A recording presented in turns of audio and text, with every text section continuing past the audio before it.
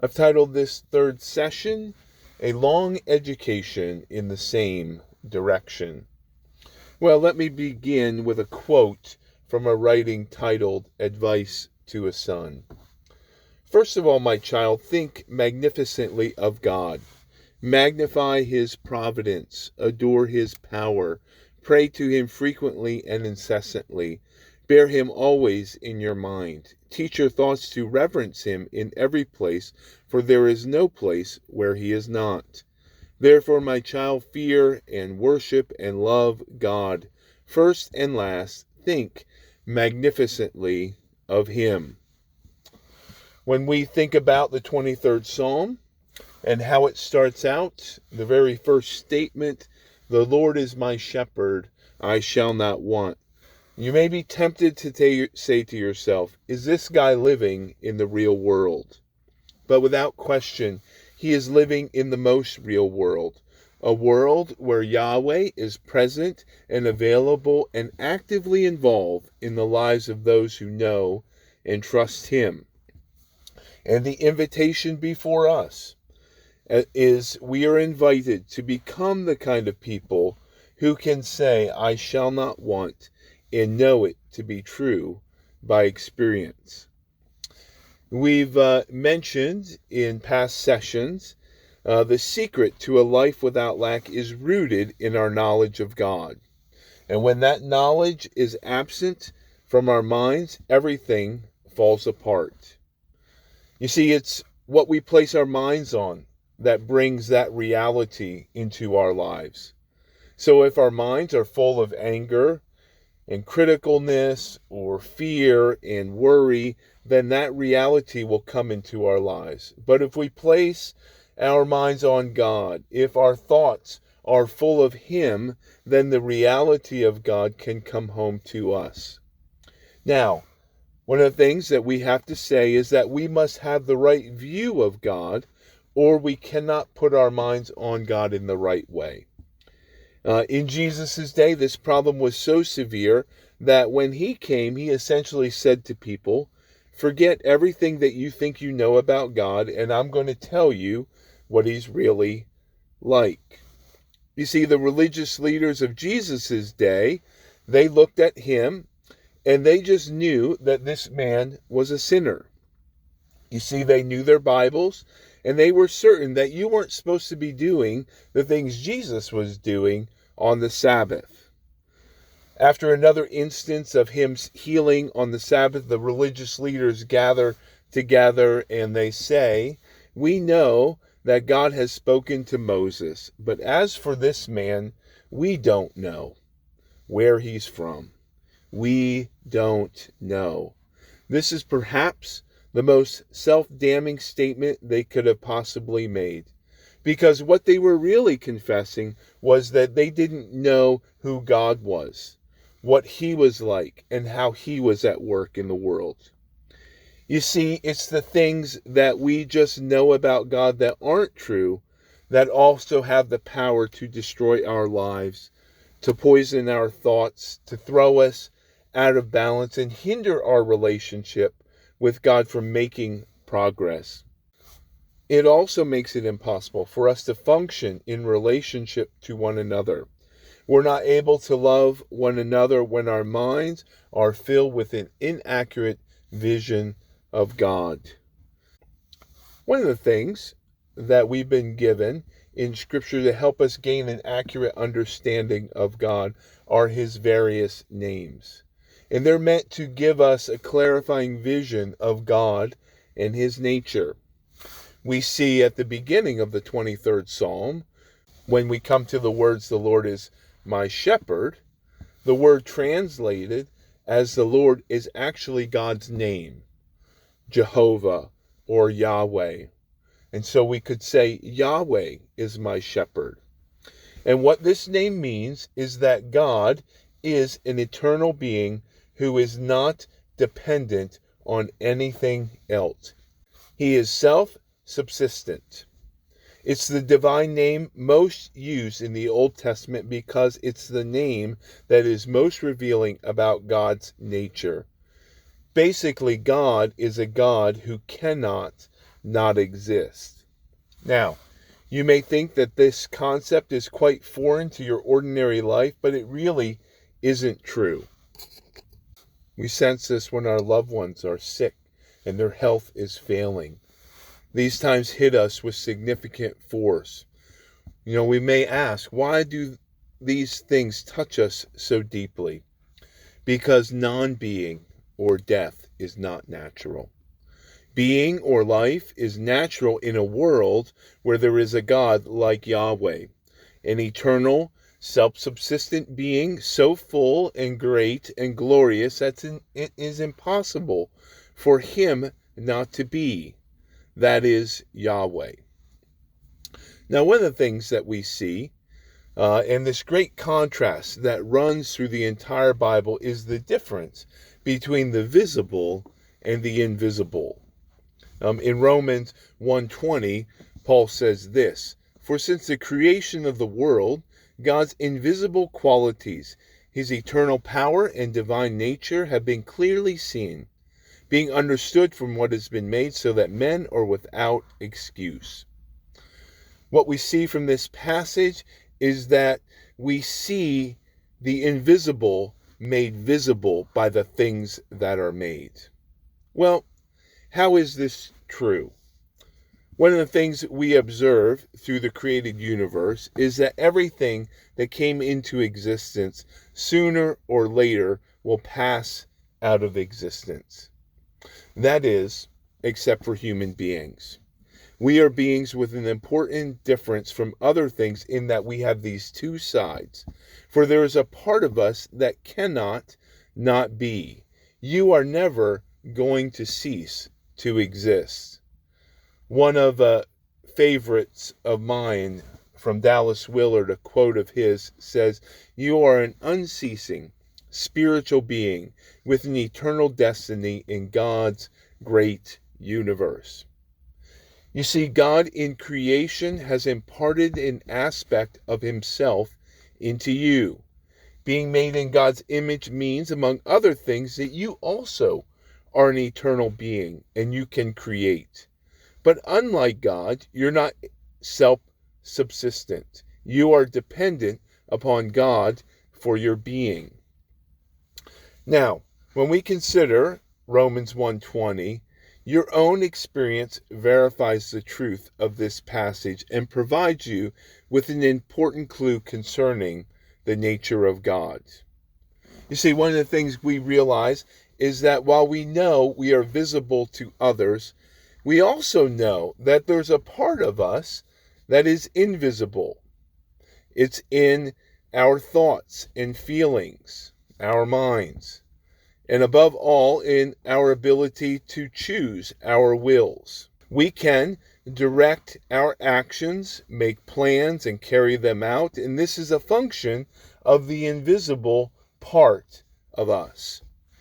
You know by experience that your will is the source of the visible things that come to be out of the result of your choices. So, being in this class is a clear example of this. This morning, at one point, the invisible part of you, your will, decided to be here. That decision led you to the visible action of getting out of bed and getting ready and driving over to church and coming to class. All visible things. I doubt this happened because you were forcibly made to do these things. No, being here is because the visible side of you decided to do so. It directed your body to do the necessary things, and so you are here.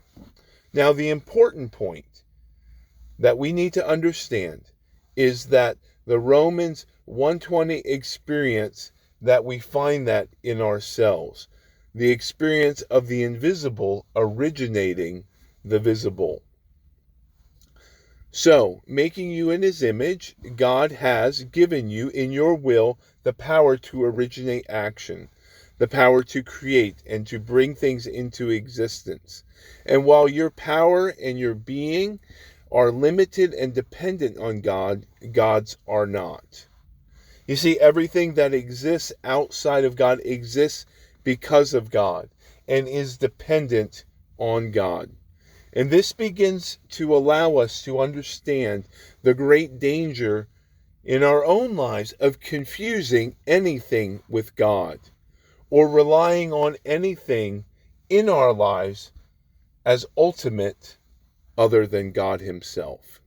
And this brings us to the Ten Commandments, and specifically to the second and third commandment that seek to address this issue, because these two commandments speak about what is real. They're designed to protect us from thinking that the only reality is the visible world. Why is this so dangerous? The second commandment says that you are not to make an idol, and you should not bow down to them or serve them. A helpful word the Old Testament uses for idol is vanity or vanities. This is because idols are vain, empty, worthless things. Things that have no spiritual reality or power. As God seeks to explain this command, He continues in verse 5 of Exodus 20. And here, God describes Himself as a jealous, or maybe better, a zealous God. God's zeal or God's fervor is for the well-being of His creatures, especially for human beings. And anything that we put in God's place is finite, is limited, will not last, and is not sufficient to satisfy our deepest longings. Then comes the third commandment, to not take God's name in vain. And this is often misunderstood as relating to swearing or cursing. The real problem is dealing with the multitude of ways God's real name is used that is not in accord with God's real nature. And we come to find out that we tend to do this all the time. Remember, God's name, Yahweh, is a reflection of His nature. And the most common way of using it in vain is to degrade God to the level of a created being. And this is what you have in an idol. And we break this command anytime we refer to God in ways that are not appropriate to the greatness of His being, especially ways that don't take into consideration that God is an invisible and eternal power who has personality. And this is precisely what takes place when people carve a figure out of stone or wood and treat it like it has godlike characteristics, when in fact it is nothing but a lifeless, soulless piece of matter. However, Paul points out that there are other ways of being an idolater. Anything that occupies a greater concern in our lives than God qualifies, whether it's position or influence or success, wealth, or even family. As Paul points out, the covetous person or the greedy person, those who worship these things they desire to possess, also fit into that category. So how do we arrive at a place where we finally can use God's name without doing so in vain? And the answer is only after we come to know Jesus Christ. Only after that point are we fully capable of using God's name rightly. In Jesus' high priestly prayer found in John 17, we see this prayer reveals both the nature of God and the name of God. Jesus says, "And now, O Father, glorify me together with yourself, with the glory which I had with you before the world was." Well, what did this glory look like? In Job 38:7, this passage describes the time before time, which was one of wonderful and joyous celebration, when the morning stars sang together and all the sons of God shouted for joy. What do you imagine that they were shouting about? What made them so happy? It was the glory Jesus is talking about in verse 5. He continues on in verse 6. He says, I have manifested your name to the men whom you've given me out of this world. In essence, what Jesus is saying is that I've showed these people what your name really means. See, God's name, as we have said, is an expression of his nature. And everything we can glean from the entire life of Jesus, his teaching, his healing ministry, how he treated people, and how he prayed, the only conclusion that we can draw is that God is a being who is perfectly glorious and perfectly safe. Willard says this, there is absolutely nothing that God lacks. We must understand this because the overflowing sufficiency that we will experience when Yahweh is our shepherd lies in the all-sufficiency of the shepherd himself. But if we don't understand this, we will never experience that sufficiency in relationship to him. Because what we need, God has in ample supply. And so we begin to see, to take God's name in vain then is simply to speak or to think or to imagine God as being less than he actually is. To imagine God being someone who does not look like Jesus. A friend of mine says it this way, God is Christ-like, and in God nothing unchristlike exists. And like Israel, we too require a long, steady education in this direction.